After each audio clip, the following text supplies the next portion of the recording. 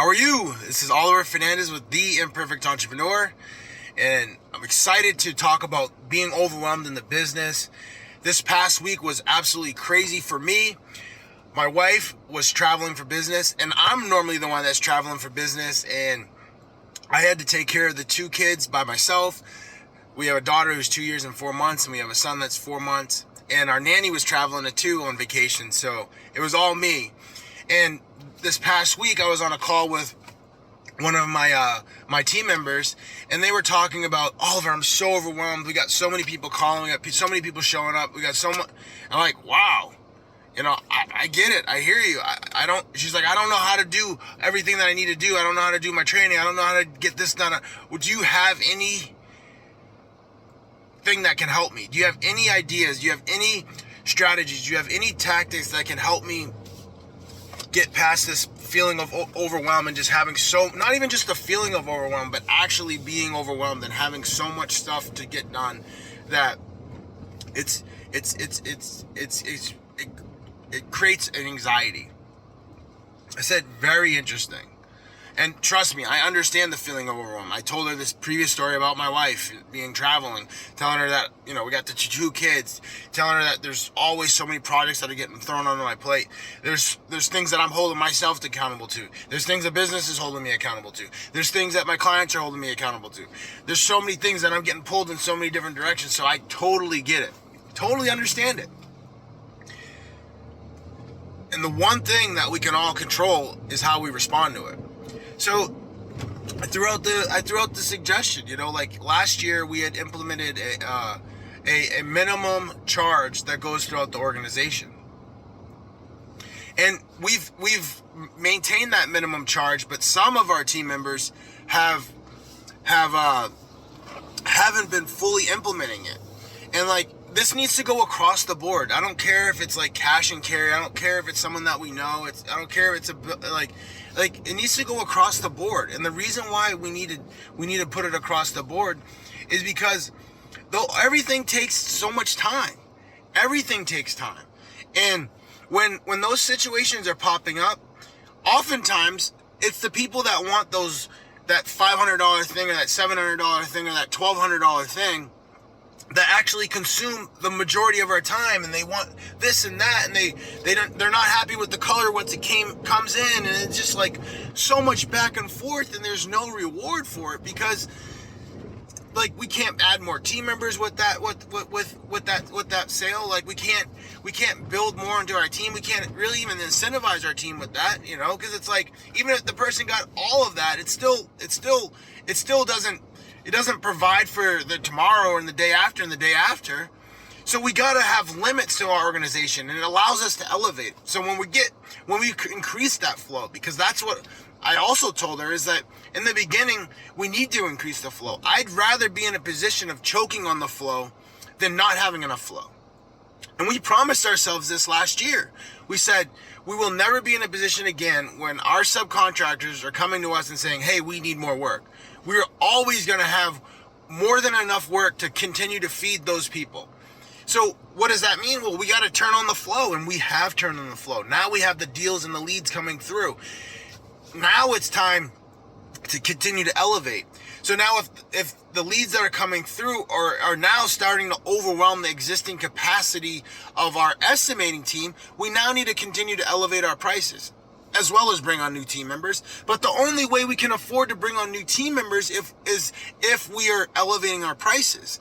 That's going to allow us to take on a $50 to $75 to $100,000 employee right here, right now, because our prices are allowing us to be able to provide for that person.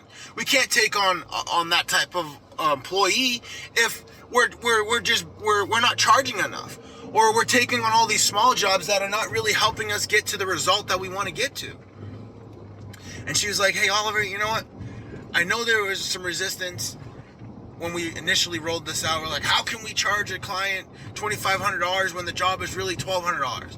But now I see exactly what you were talking about. I see it.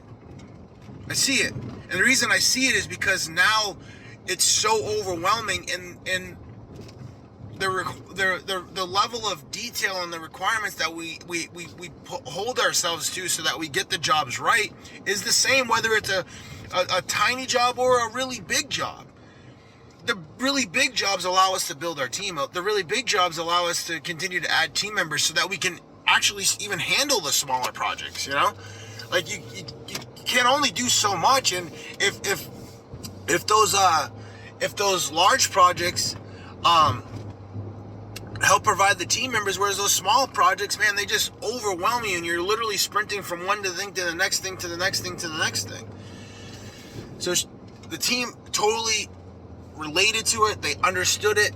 Now, specifically because they're now seeing how the flow, it could help alleviate some of the flow. It could help elevate the team as a whole. We're dealing with the same thing on the general construction side of the business. You know, we're talking about our goals, and it's like, man, we're getting all these like little small projects coming in. You know what? We're not going to bid them anymore. We're not going to bid those little small projects anymore, even if we have the team members that can handle it.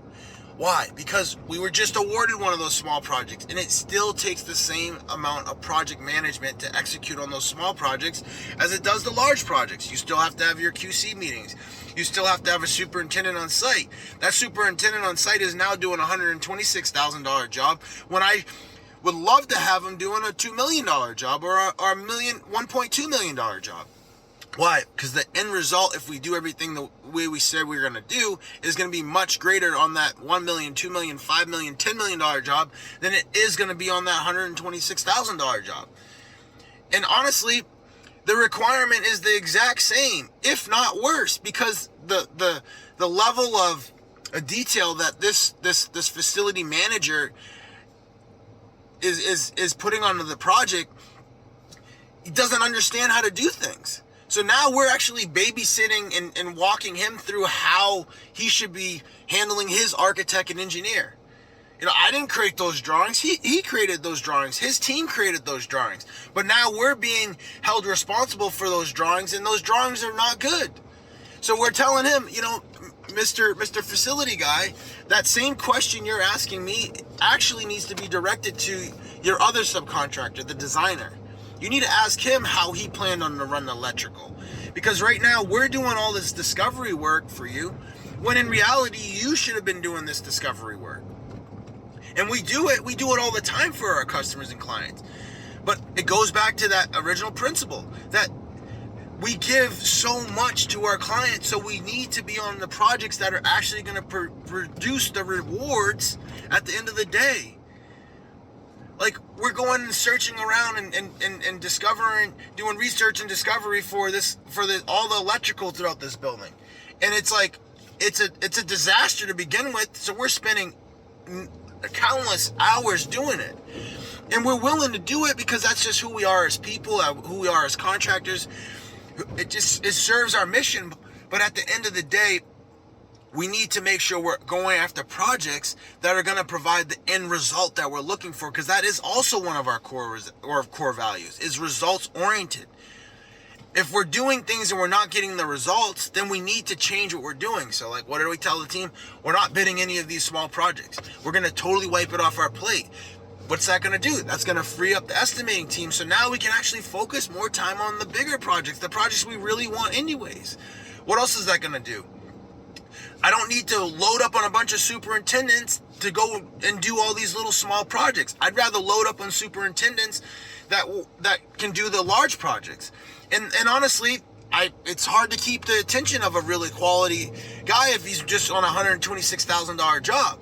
But you can start getting the quality superintendents to work for you on these $4, $5, $10 million projects. Why? Because they understand in their mind they also have longevity on that project. That project's not going to be done in a week, a month. It's going to be maybe a year or 2 year project. So it gives them some sort of sense of security or sense of certainty in their employment. Even though we all got to produce, even though we are on that project for 1 year or 2 years, if you stop producing, that's where your sense of security actually gets jeopardized. So if you're overwhelmed in your business, I get it, I understand. And you got to start reducing the noise. put the attention on the things that are going to actually help you get to target. For us, that was eliminating all these smaller projects and going back to something that we had already implemented last year, and that's the minimum job size. Like, someone comes in for a $700 job, it's a $2,500 job. Like, and when they come in, if they don't want us to do it, then they can go find a guy who's working out of their truck, who may or may not show up, who may or may not order the material, who may or may not do a good job. Or you could pay the $2,500 and we'll gladly be able to execute on it at an extremely high level for you. But if not, we don't want to go back and forth and create all this back and forth in our organization, because those jobs are not going to help us get to where we want to get to. We need to continue to focus our attention on where we're going. And we're doing the same thing in the GC business. We're focusing on the larger projects. We're getting rid of those smaller projects, because if we get them, we're not happy about them. Why are we not happy about them? Because there's the same amount of detail and preparation and coordination needs to be done on a big project as it needs to be done on a small project. The only difference is that the big jobs oftentimes pay a lot better, and there's a bigger result at the end of the day. And then number two, the level and quality of people that you can attract to go after those big jobs is going to be much greater than the level and quality of people that want to do those smaller projects. And I actually got another third one, right? And the third one is when those projects are going, right? Oftentimes the people managing those projects from the government side are not as qualified. So now you actually even have more hand-holding to do, because the people on the other side of this thing that are managing the smaller projects, because they have their own hierarchy in their side. You know, we have our most qualified people managing the largest projects, and our less qualified people doing the smaller projects. Now we got to babysit that person and basically tell them and teach them how to do their job, which is not a good use of their time, not a good use of our time. So the best thing for us is to continue to focus on where we're going and continue to go after the opportunities that are going to help us get there. Don't chase every opportunity, because not every opportunity is good. Chase the opportunities that are going to actually help you get to your goals, your dreams, and your objectives. With that, go out there and continue to build your legacy. Let's roll.